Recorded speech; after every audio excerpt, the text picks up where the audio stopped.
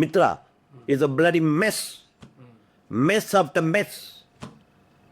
என்னத்துக்கு மெஸ்ன்னு சொல்கிறீங்க? நீங்கள் பாருங்கள், மித்ரா வந்து அரசியல் காரணங்களுக்காக என்ஜிஓஸுக்கு வந்து உயிர் கொடுத்து வாக்குகளாக மாத்திரத்துக்கு உருவாக்கப்பட்டது தான். That is indirect intention. இன்றைக்கி வந்து நாங்கள் வந்து சமுதாயத்துக்கு செய்யணும்னு சொல்கிறதுல ஒரு இஃபெக்டே இல்லாமல் கைமாறி இன்றைக்கி அந்த effect of the Mitra is not that.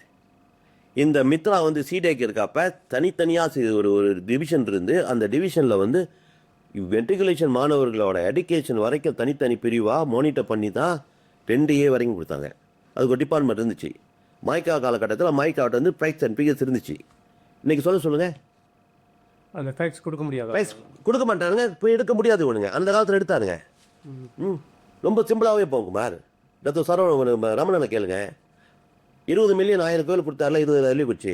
எவ்வளோ கொண்டு வர முடியும் அவர்?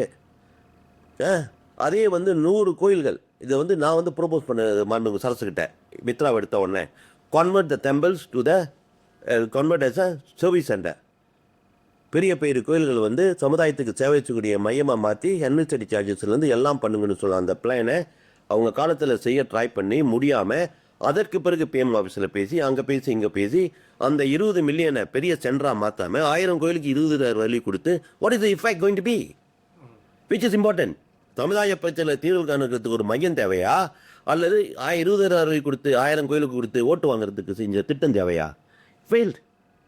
It's failed.